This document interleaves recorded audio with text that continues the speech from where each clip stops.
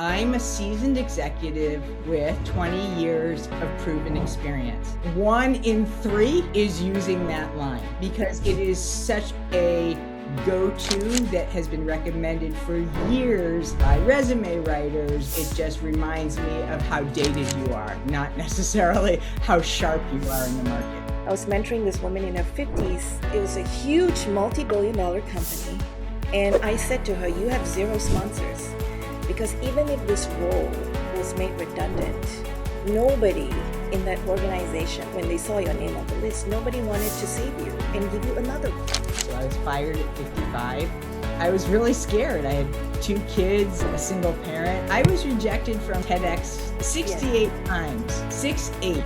Every time women say, it's too hard, I'm exhausted, it's unfair, I don't see people like me around me, I just say, do you want to be right or do you want to win?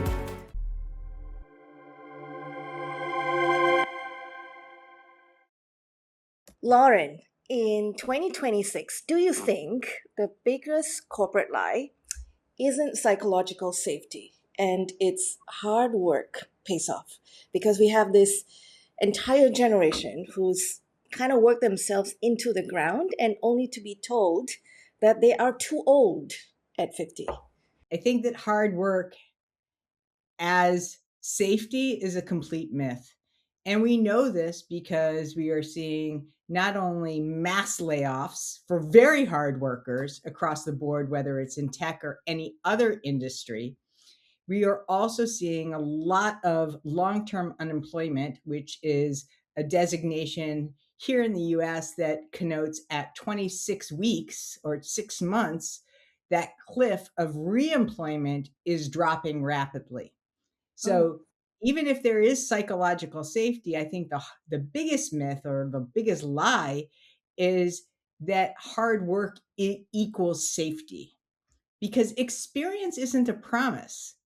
Yeah. It's a starting point that the market still has to understand. The Yeah. executives that I work with, they didn't fail, right? The story that they told about themselves stopped converting.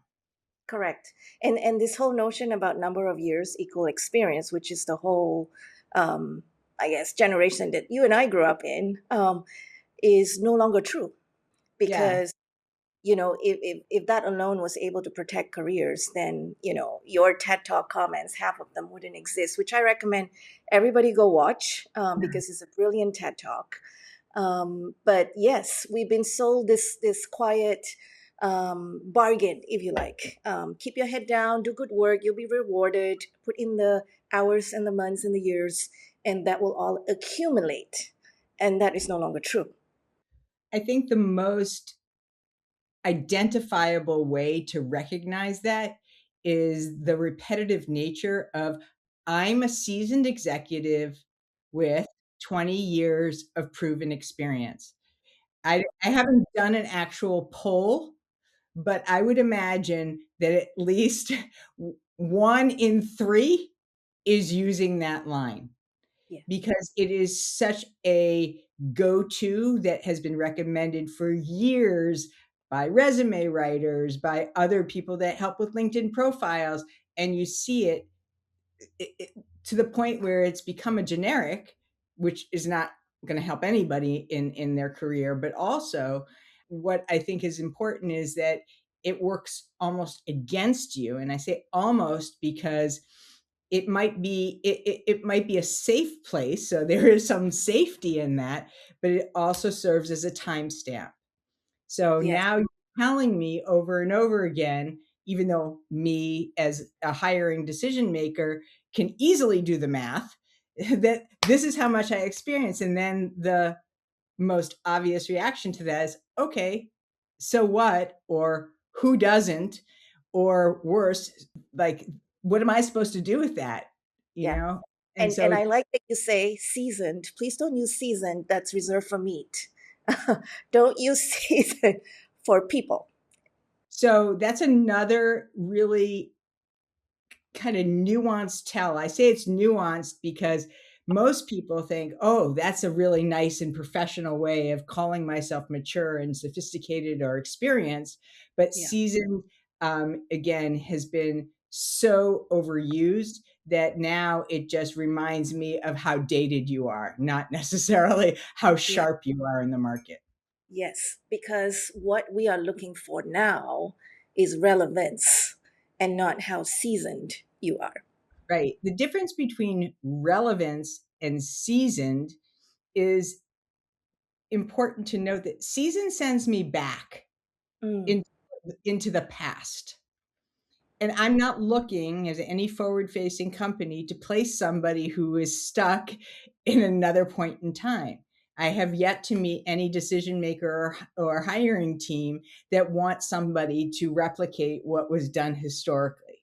What they're looking for is for somebody to take them into the next era, AI, other kinds of agentic app, models and thinking, so that I can also survive as the organization into the next, 3, 5, 7, 10 years.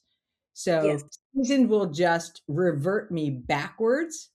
And I want to get out of the, and I'm going to use this word very deliberately because I think it's funny, but not funny, that professional obituary. Not keep me in that place because that's no longer relevant and thriving. Get yeah, me into something that is telling me, hey, you know what? I got a pulse. I'm going to take this and thrive so that you are too. yeah. I like the obituary because I talk about how when I coach people who are seasoned and I look at their LinkedIn, it looks like a tombstone. It is all about the past. There is nothing that demonstrates how you are taking all of your experiences and making it relevant for today and tomorrow. And Exactly. you and I have a good friend from how we met who talks about how social is your new CV. And this can be very scary, right? Because if you're in your late 40s, 50s, 60s, and you're trying to reinvent, putting yourself out there is a big ask. It is a big ask. And it's also the currency. So it's it does take some level of agility and adaptability in today's, career environment, into that ecosystem. That's where the activity is. Yeah, And both you and I are very active on LinkedIn. We know the power of LinkedIn as just one example. So, a lot of folks that I also work with, "Ugh, I don't like LinkedIn. I don't want to be on social media." And both things are true. You yeah, know, you cannot like it and also be very effective at using it because it is a necessary evil. exactly. And it was so easy, everybody would do it, right? That's Um, right. and I think courage has a lot to play here. And I think people also misunderstand. I don't know what it's like in the US, but over here in Asia, people seem to think like visibility is like some TikTok hustle. Um, and I'm trying to, just explain that invisibility, which is what you're saying, is a decision, especially in hierarchical Asian cultures. And I think in the US, and correct me if I'm wrong, it's more of a performative, look at how great I am. There's no question that there is a cringe factor in either culture, right? Both have Yeah, it for their own respective reasons. And I think that the idea, the old belief, so to speak, of, well, they'll just find my work will speak for itself. Well, when you are in a very congested and high stakes market, that's not necessarily true because people can't find what is invisible, right? yeah, Nobody's hunting you down and waving, like looking for some kind of signal in the middle of the night. So part of your responsibility is to make it easy for them. And that's one of the ways that visibility can work in your favor. I think I would say also invisibility might feel professional. Oh, I don't need to, or, maybe there's some ego, I don't have to perform. But silence also isn't neutral, yeah, right?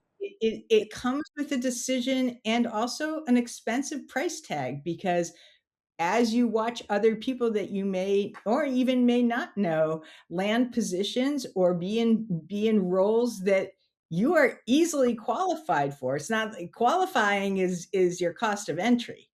Yeah. What are they doing differently? Mm. I like one of the comments on your TED Talk where somebody says, so what now? Like Gen X has to act like Gen Z and post um, every little thing, like I'm climbing mountains and make fools of ourselves just to be respected.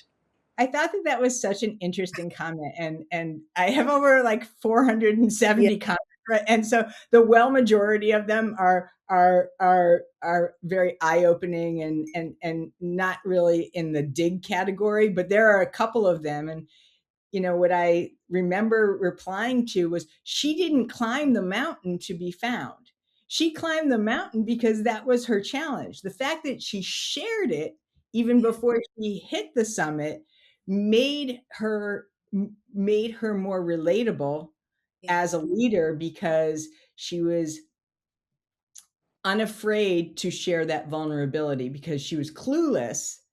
And yes, leaders are always coached to appear a certain way and to not show that vulnerability.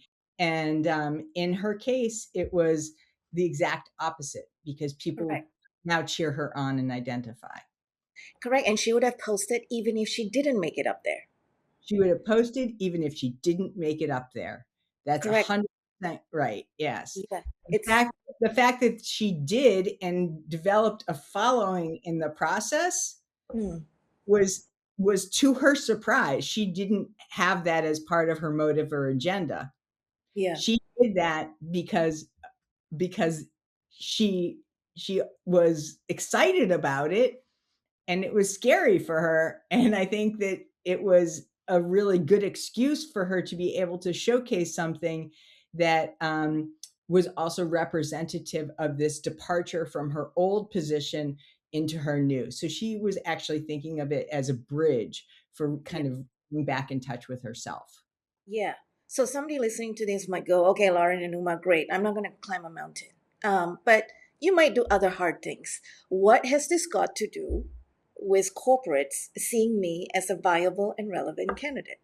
There's a lot of halo effect, a lot of rub off that comes from sharing experiences that people do. They read into it or surmise, or it connotes other things that leaders need, like in her case, resilience, Yeah. in her case, courage, in her case, being able to take a risk with something that she didn't know, and that's going to show up in corporate. So Yes. even it's not apples to apples, it's the it's the easy metaphor, because it doesn't take too much to be able to translate that. And I think that that's the whole point, because Yeah. we as people, how we behave often outside of those corporate environments is very indicative of what we would be doing in real life situations, with things that we could never imagine. COVID, where you have to just be able to figure things out on the fly, or other situations where all of a sudden, there's some kind of layoff or restructuring, and you're caught off guard, and those things can translate outside of the actual, walls of the office. Correct. I love how you break that down because this is what people, I think, find a hard time threading the needle to. And it is about showcasing how you can get comfortable being uncomfortable because we are in the age of disruption. AI is just one of many that are about to come our way. 100%. I mean, you raised a very good one at first. Even embarking on some kind of social media Mm, visibility could be considered, that first risk, and taking yes. that hurdle. Doing other things like networking with people you don't know yet, which of Mm, course, again, LinkedIn allows you to do that. You yeah. can have conversations with people you've never met in other countries in a snap. But for people that have been, especially in their previous roles for extended periods of time. We're talking about 5, 7, 10, 15 years where they've been so deeply embedded, it could feel very uncomfortable at first. So you don't have Yeah. to do it all at once, right? Yeah, especially for the women listening. I hear this a lot. I wonder if you. It was also a comment on your TED Talk. Women say, "I am tired. I am exhausted. You know, I don't like the game. The game. Um, I don't. I don't want to have to think every day how to strategize every move just to then think about, well, then what's my next move? And so, to be clear, this is a podcast for those who want more for themselves, who believe they have a lot to give. They're trying to figure out what's next. They want to reinvent themselves. They don't know where to get started. If you're really happy with your life, we are so happy for you. But Lauren and I, we are reinventing every day, and we think there's a lot of people out there like us, right? But women, they say, I am tired and exhausted, and who's to blame them? Right. I mean, this isn't there. There's no blame. This is. I I think the important thing is that you have to pace yourself and know where to calibrate. You know, some people are go go go go all the time. I'm a work hard, play hard kind of girl. You know, I'm all in or I'm all out. And you need to be able to understand what those where those fluctuations are and where your reboots live and don't live, right? Because I for one am not a proponent of grinding, but I Yeah. do love my work so much that I forget that I'm working a lot of times too. So, you know, that's just the way that it works personally for me. But at the same time, you know, young kids and taking care of older parents and all of those complexities need to get factored in with what you can tolerate, what you can't tolerate. What I will say to this point about the game, make your own game and make Mm. it fun, but Yeah. don't use that as a excuse not to be relevant. Yes. So those two things do not have to fight each other. Yeah. Find the thing that exciting for you, but don't expect that you get some kind of a hall pass that says, "Okay, you're all right. You don't have to play the game, so therefore you can't be relevant." There's many thousands of ways to actually maintain and also develop that momentum around relevance. Yeah. And every time women say, it's too hard, I'm exhausted, it's unfair, I don't see people like me around me, I just say, yeah, you're right. But do you want to be right or do you want to win? So this is a conversation for those who want to win. And, you know, if you want to win, it does take this getting comfortable, being uncomfortable, right? Like I identify as an introvert. So, you know, right after this podcast, I'm going to go hide in a hole somewhere and recover. But, um, you know, you are more bouncy and extroverted, but we all have to think about, okay, I love what I do. I have a lot to give to this world. I can help other people. How do I make my work known? And I think, you know, Stephen Bartlett says this well, where embarrassment is the cost of entry. Mhm. Mhm. Absolutely. I think that I mean, there's always gonna be somebody that's gonna, you know, have something to say or some, you know, some dig around the corner. You have to ignore that, because that's just noise. And you have a focus, a job to do, a mission to accomplish, something that is there that is important to you.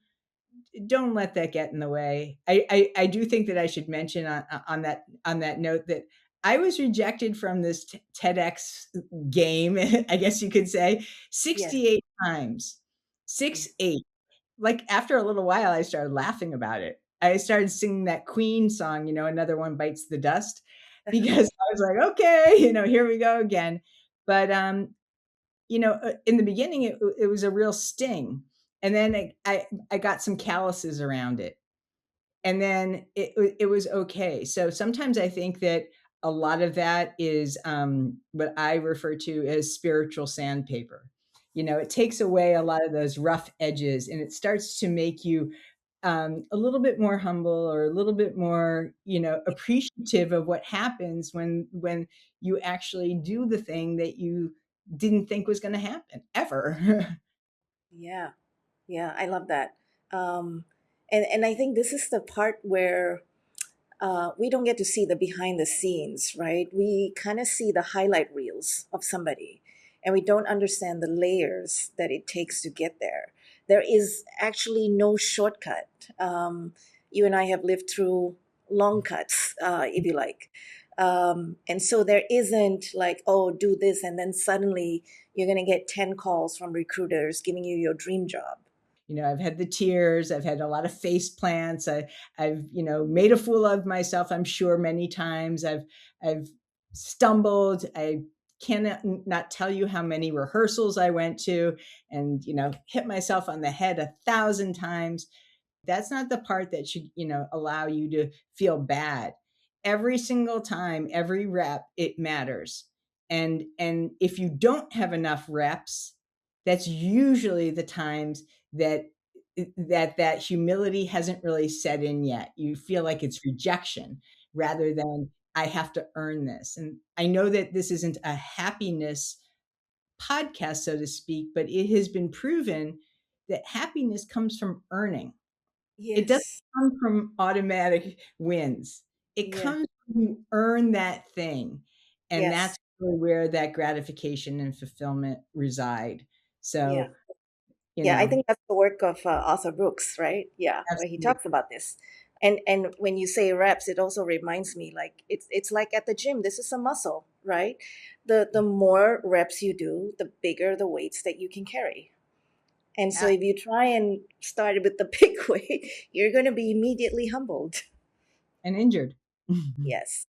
Um, for women, I want to break down a little bit about how can you do daily small things that will increase your visibility in whatever environments you may be in now. You may have a job, you may be in transition.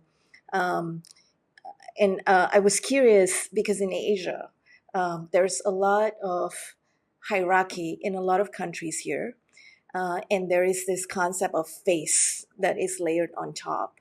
So when I speak up, it can sometimes look like disrespect, especially for older women. And so then if you put that woman in a Western culture, so US based MNCs, for example, that demands visibility, that you have to speak up, you have to be comfortable to interrupt, plus the Asian expectations of deference, it becomes this trap or paradox that you have Mm. to navigate. What is it like for the women in the I US? think what I want to address is what anyone can do, Mm, regardless of where you are geographically or the culture. Because most people, whether they're in their career or whether they're in a career transition, they want demand. They want somebody to find them. They mm, don't want to go chasing around and have to be in that, that feeling of one down. yeah. So the marketplace isn't rejecting experienced candidates. Like the marketplace isn't outwardly going and saying, I reject you, you don't have this or that. What is happening is the marketplace is moving so fast Yeah. that it can't decode a lot of the similarities or the repetitive nature of what all these titles and what the combination of things and all this information. So your job in any room is to make sure you are making it easy for them to understand what they need to take away. And that's Mm, called positioning. yeah. And that positioning is not a title. It is not 20 years of experience or your credentials, how many Harvard degrees or PhDs you have. It tells the market what problem you solve, and it tells them why you're the solution. Yeah. And so that, and you understand this obviously from an Asian culture a lot better than I do, but that is respectful. Yeah. That helps me to go, oh, now you're that person that I need to speak with about this thing. Thank you. Mm. not boasting, it's not, bragging, it's just clear. Yeah. And how would one do that in a, let's say I have a role today, I'm in a company. I'm slightly worried about whether or not I could have half my job being replaced by AI, or somebody's going to find somebody younger and pay 10 years younger and $10,000 less than me. What actions might I consider taking today?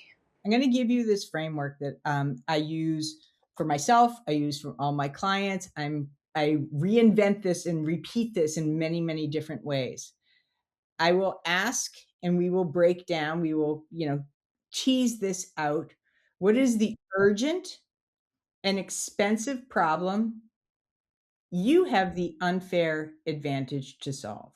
mm, So this is especially helpful because people like to solve a problem that's relevant and pressing, yeah. right? They're not solving a someday problem. Your job is to understand that within the context of your industry or within that specific organization. I use that same exact thing for people when they're onboarding. They're in a new company. How do you get your 30-day win? What is the urgent problem? What is the expensive problem? Because you and I both know they're going to put the most expensive problems first because they got to Yeah. stop the bleeding. Yeah. Urgent and expensive, and why you? Why do you have that unfair advantage? Yeah. And that unfair advantage is hiding out in the fact that you've seen this pattern over and over and over and over again. Mm, Now we've got to be able to connect the dots and also help them better understand the tough decisions and the judgment that you had to apply so that you are the unfair advantage. mm. Okay, now somebody listening to this might go, I have no idea, Mhm. right? Right? So let's help them Sure. on how they can get started to answer this question for themselves. I love this question, right? So the first part of it is urgent and expensive. So Yeah. let's assume I am in marketing, Yeah. okay? I'm a mid level marketing person. I am in my late, say, mid 50s. Mhm. Mhm.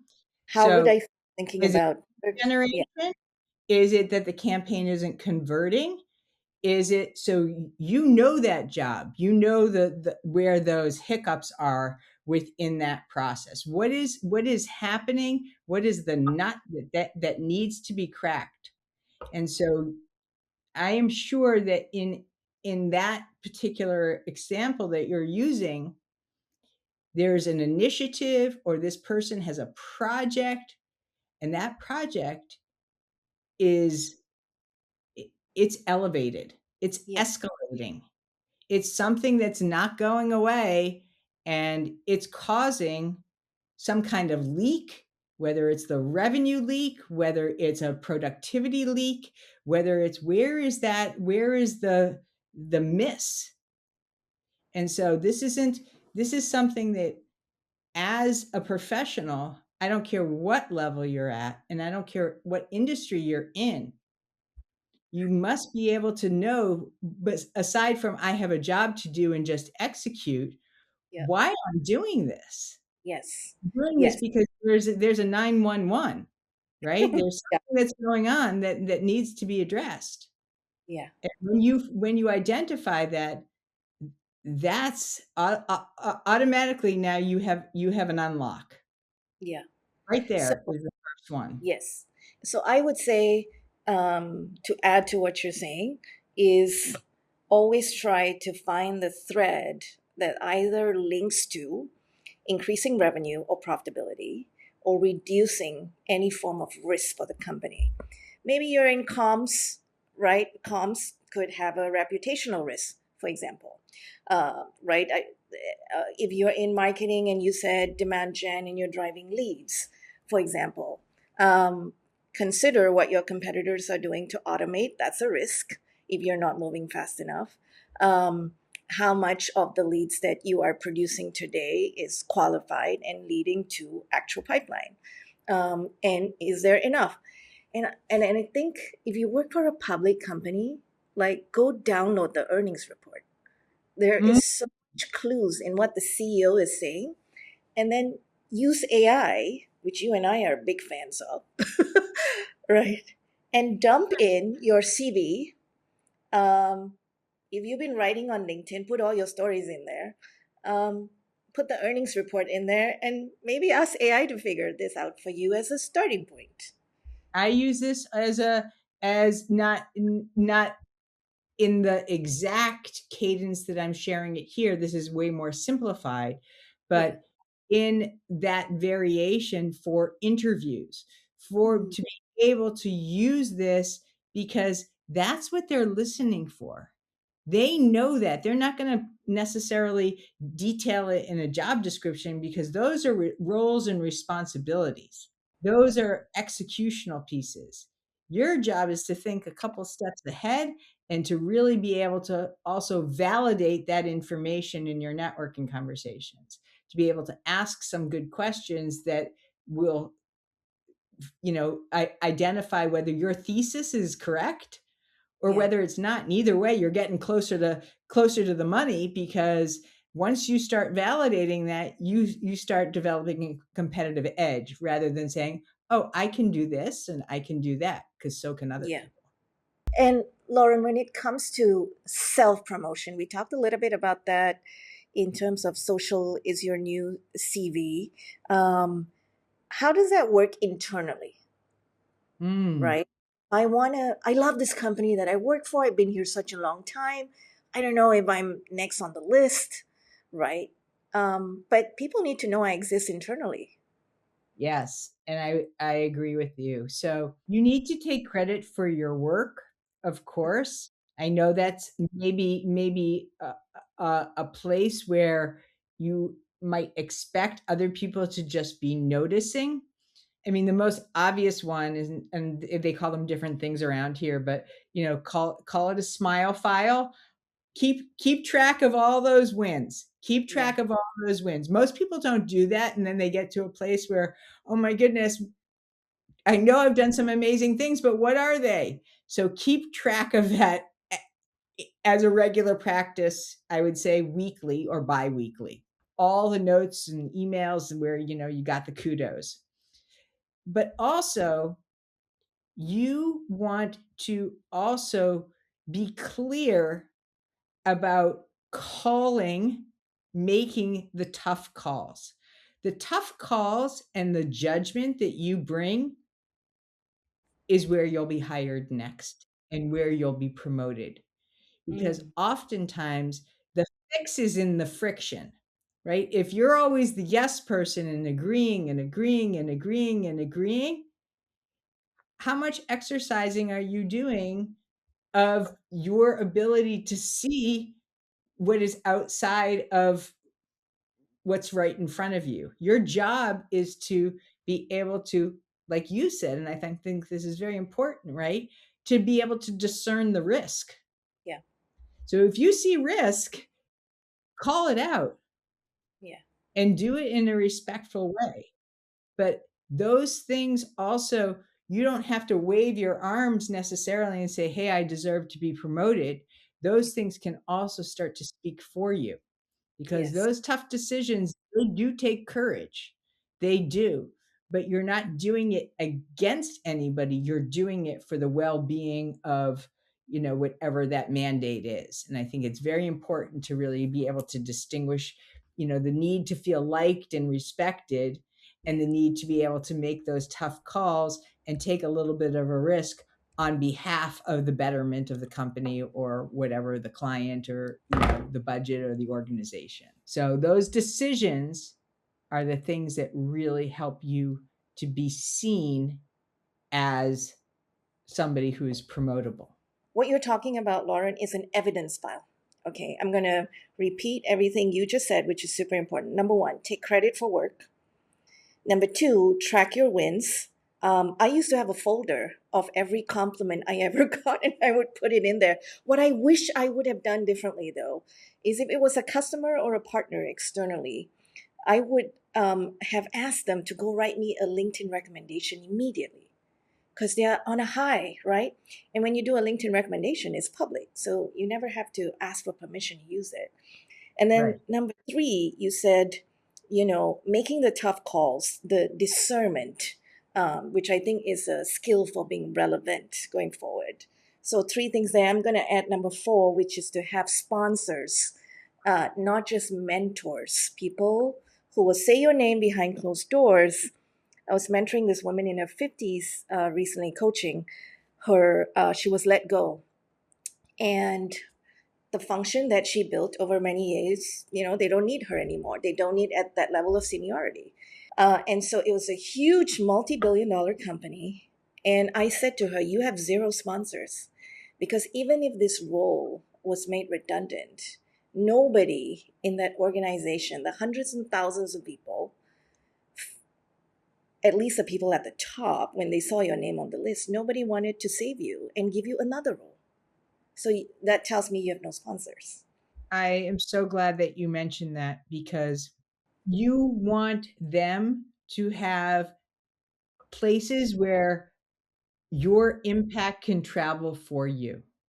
Mm, It's one thing to promote yourself and take credit, and I think that they're both equally important. But somebody else, especially in rooms where there's a lot of influence, is going to be able to do a lot more heavy lifting than you could probably do on your own. yeah. So I really am so glad that you mentioned that because I find that that's where a lot of people are able to be absorbed, and not just absorbed in the company, but be plucked to work in their next company because of those relationships that they remember when that person really, you know, did the thing or, found a great solution to something that had been hard to solve for a long time. Yes. And this comes back to the point you made earlier about networking Mm. and networking before you need the network. Because somebody magically doesn't appear and says, I want to sponsor you and put my reputation on the line for you. This is many pieces of evidence that is built over the years, right? What are your hacks around networking well and intentionally? If you are in an organization, there are those people that you see every single day, or, your stakeholders or your colleagues and all of those kinds of people. I think that you also need to be their sponsor. Mm, So, one of the easiest ways for you to develop cohesive and balanced relationships is to do exactly what you would want, right? And speak their praises when merited, not blowing smoke or anything like that. Make sure that it's justified, and then do that as a way of providing introductions to people outside of the company mm, voluntarily, not under duress, without pressure. So, yeah, as a general rule, you should be thinking when you're in your job who you're doing that for internally, and then how you can connect people from either this part of your life, let's say it's work, people that you may know at the gym, or maybe, from your kid's soccer game or some other way. Because when you take people who are outside of your ecosystem, it always comes back to you. Oh, yeah, how do you know Uma? I know Uma because I went to Japan with her. Oh, yeah, let me introduce you to this person. And yeah, that really is a force multiplier. So to not just keep staying in the same, I often say, you don't want to just keep networking with the same people because that's like drinking dirty bathwater. It mhm, just gets recycled all the time. You need to have fresh avenues, fresh perspectives, fresh people, younger, older, all different parts of the world and all different parts of life. yes. Speaking of diversity of networks, someone might be listening to this and go, "Gosh, Lauren, like she seems to just know everything, and she just so sorted out." But your life story, getting to this point, um, is very colorful, interesting. but also a challenging one, right? Could you share like the most painful, maybe, points in your life that really built these muscles for you to be who you are today? I just turned 62 last week, and I love my age. I really do. I don't have any regrets or thinking like I wish I was this or I wish I was that. My colorful background is, I'm an alcoholic, and I don't mind saying that. I just celebrated 21 years. I so I definitely had a more colorful life then, but I have a happier one now, and so I did that. I have been through all kinds of crazy things. I've been through divorce. I've happily remarried. I have been unemployable. So I was fired, and that's the backstory of my TEDx for using a very unprofessional, that's my air quotes going, unprofessional word called yippee. So I was fired at 55.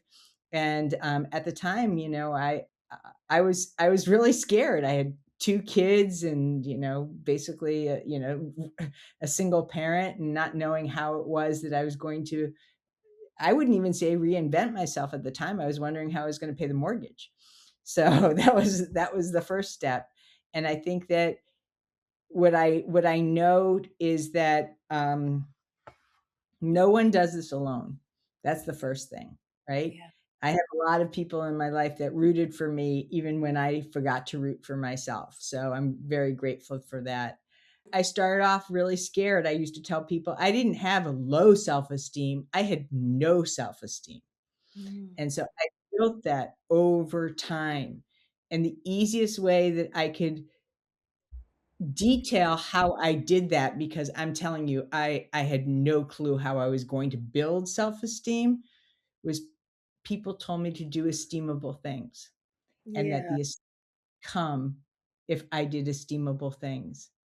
And so I really started developing a more integrated approach to what would be esteemable. I clean up the grocery carts when people just leave them out in the parking lot. It drives me crazy, but it feels like a really, like, it's an easy Yeah. thing, but it always makes me feel better because that person who has to go clean them up is because other people didn't take care of their business. And Mm. so it's just like one of those little things Yeah. I always find myself doing. Okay, so pour into your own cup so you can pour out of it. That's right. That's right. And it just is one of those little things that you can do that you don't need a pat on the back for. I mean, I just outed myself here, but you know what I'm saying. It Yeah. just is a tiny thing that you could do to refill that. Yeah. Yeah. Well, congratulations on getting to level 62. This is how I frame it now. All right. Mine is a software version. I am at version 48 dot, you know, what month Love. it is, what day it is. So I come from the tech world. Um, who are your mentors? Who have you been inspired by? I have fictitious people, people in literature that inspire me, real Yeah. life people, and then the people that are in my immediate family. I think the most inspiring person, and I still am in touch with her, which always makes me very weepy, is my high school English teacher. Mm, And I still, to this day, credit her for being the first person who ever believed in me. mm, Um, I am forever indebted to her, because when I told you that I had no self esteem, this woman in high school, right, said, "You're a really good writer." oh, And I wow. didn't believe her. I did not believe her. And then I made her go back to my papers, and not for compliments. I was like, "But why do you say this?" I did not have enough belief. And she started instilling that in me. And as I said, I just spoke with her last week, and I shared my TED talk with her, and that was pretty cool. So she would be the first one that I give the most amount of credit to. And I'm forever inspired by people who take risks and break the rules. In fact, you may be familiar. In fact, this is a full circle moment because I went to the Kusama Museum in when I was in Japan because Aoya Kusama Yes. was really the pioneer of pop art before Andy Warhol or any of those other guys, came around and stole all her good ideas. So I really am inspired by people that um, are tenacious in their pursuit of doing what it is that they have full on conviction and belief in. Yeah. So I don't know her personally, and I know that she is still alive, but at a very ripe age of, I think it's 96 at this point. I know. It's so beautiful. Yeah. And inspiring. And you and I met because of another person who I know you also draw inspiration from. Oh my goodness. Yes. I was watching his every move, and we're talking about Mm, Chris Do.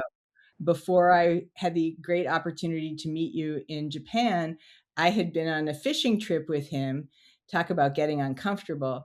yeah. I had never been fishing before, but when he was hosting this trip, I uh, I decided to do that before I knew I'd be cutting off fish heads and scooping out guts and all that kind of stuff. It was an adventure. I will make note that I came back with one salmon, one salmon, a 6 pounder. And I didn't know that when you get a fish, you're supposed to like put it out in front of your face to kind of give it some big perspective. And I ended up holding it like a baby, and they all laughed at me. Nothing wrong with that. Yeah. What drew you to Chris? What drew me to Chris was his teaching style. What a tenacious and thirsty learner he is. He is, you know, tireless in that pursuit of taking other influences and being able to constantly make it fresh and just the velocity of information he's able to amass and Mm. then to simplify. I think that that's a really interesting thing, and I've learned so much from him over the years, and the way he teaches is what I find to be um, remarkably generous. Yes, yes, very much so. And I've gained so much from that. I reached out to Chris to ask if he would like to say something about you. And so here's what he has to say. He says, Lauren is fierce. She is relentless. She is generous and hyper focused on taking ageism and kicking its butt. So don't get in her way. Thank you for doing that, and thank you so much, Chris, for that. I will definitely take that as a real gift. Yeah, you are kicking butt and you're helping others to kick butt too, which is why I love your work and I am inspired by you too. I want to leave the audience with any other takeaways that you feel is important. We've talked everything from why don't use the word seasoned, how it takes courage, getting comfortable being uncomfortable. We talked about tips to make yourself visible. Social is your new CV, networking, and then I love that magical question to ask yourself: what is the urgent and expensive problem that you have the unfair advantage to solve? I think I want to leave with this because it is so top of mind to me. There was a line that I used in my TEDx that I wrote by accident, Okay. and I'm so glad that it was an accident. We don't age out by living longer. We age out by living smaller. When we get older, it's easy to feel self-protective or stay within our clique or to be doing the things that we've always done before. Yeah. That's not living longer. That's living smaller. And that won't keep you safe. It'll just keep it'll just close in your world. And so I really want to offer that up because it really doesn't matter how old you are is really the truth because everybody's getting older. But the fact is that to really have an expansive life is to be able to take those risks and to be able to do those things. And I just want to say, nobody's judging you. If you fall, it's probably you that's the one that's going like, what an idiot, like I did. But really, you know, you have to remember that only the critics are going to be the ones that are going to, put you down. And Yes. other people are really going to be the sponsors, and the people that really care for you are going to be the ones that, are going to want to make sure that you pull yourself back up and not quit so easily. Yeah. Okay, I love that thought, and I want to break it down before I let you go, which is it's not about living longer, it's about living smaller. How will I know if I am today living smaller?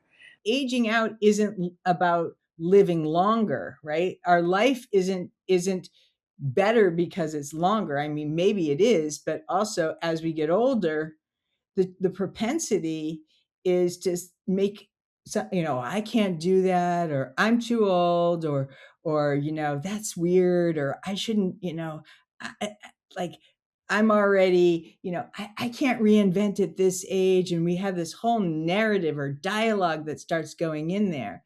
Mm, So I think that it's really about making sure, and it's a really good question, like how are we going to self monitor that? How are we going to be able to like assess, like am I doing that? And what I would say is look for the places that become very routine, because there's a fear of doing something new or trying something different. And that doesn't mean, you make yourself exhausted by, accepting every party invite or anything like that. But it does mean stepping outside and doing and exploring things that are important to you, that mm, give you that that extension, or that um, fresh way of thinking and being. mm. That to me is a life source and a life saver. Mm.